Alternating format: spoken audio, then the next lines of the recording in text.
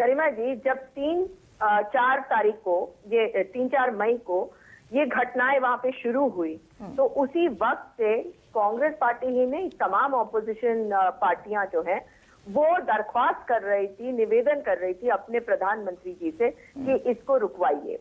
अमित शाह जी कब गए वहां पर मणिपुर में? महीने के आखिर में, क्योंकि चुनाव होने थे कर्नाटका में, ये लोग चुनाव प्रचार में बहुत व्यस्त थे।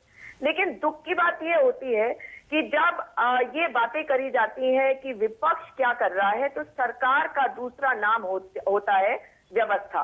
व्यवस्था बनाने का काम सरकार बेहद अच्छे तरीके से कर सकती है, क्योंकि सब कुछ उनके हाथ में होता है और हम उनके साथ खड़े होते हैं।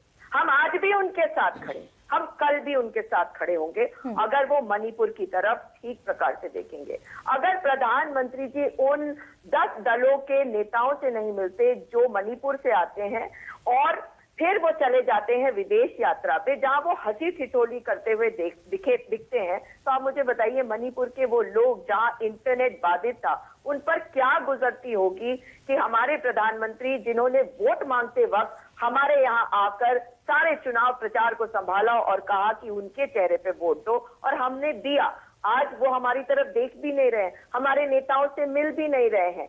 उसके बाद अमित शाह जी उनसे मिलते हैं और एकमात्र मणिपुर से आए एक नेता, एक दूसरे दल को जब वो मिलते हैं तो उसमें क्या होता है कि इकरम इबोबी सिंह जी को बोलने तक का मौका ठीक प्रकार से नहीं दिया जाता, उनको चुप करा दिया जाता है। अब भी हमने क्या कहा था कि मणिपुर में ऑल पार्टी डेलीगेशन भेजा जाना चाहिए, तो क्या ये सहयोग नहीं था? हम चाहते हैं कि सरकार जो है वो इस लोकतंत्र का एक मजबूत हिस्सा बनकर दिखाए भी, केवल बने ना, केवल कहे ना, मगर सारी पार्टियों को लेकर वहां जाए और वहां की स्थिति का जायजा अगर ऑल पार्टी डेलीगेशन करता तो क्या फर्क स्थिति नहीं होती। लेकिन सरकार एक तरफ अपने आप को रख के विपक्ष को दूसरी तरफ करके एक खाई बनाना चाहती है, क्योंकि इतना बड़ा इनके पास मैंडेट है कि ये अहंकार दिखा रहा है।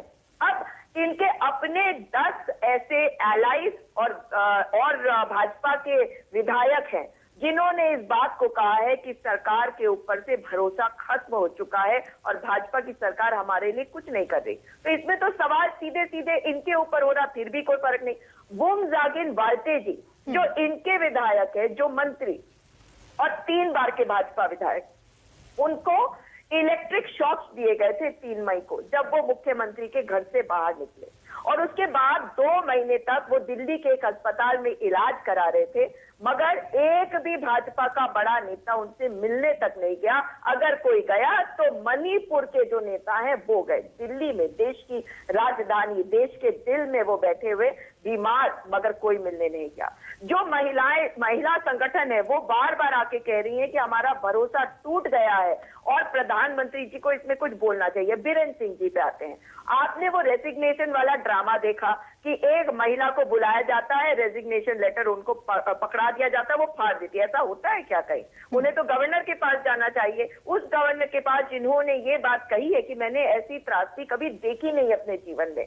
और आज आप बात कर रही हैं इस डेलीगेशन की। इसके पहले जब राहुल गांधी जी गए तो किस तरह से उन पर प्रहार किया गया, किस तरह से इनकी ट्रोल मंत्री संसद में खड़े होकर ये कह देती हैं कि राहुल गांधी के कारण मणिपुर जल रहा है। ये आपकी विफलताओं का स्मारक बनेगा, ये विफलताओं का स्मारक बनेगा प्रधानमंत्री का।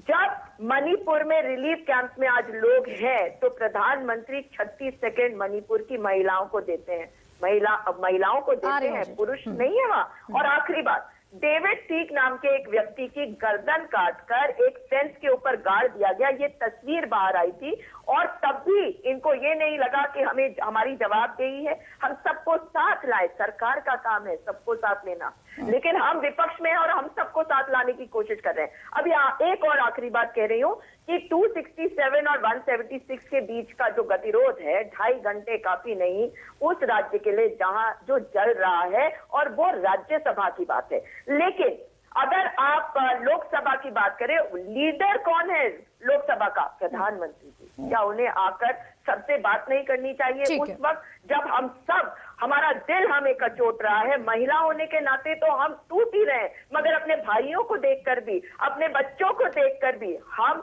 टूट रहे हैं और हम मणिपुर को टूटते हुए देख रहे हैं। प्रधानमंत्री की जिम्मेदारी नहीं होगी?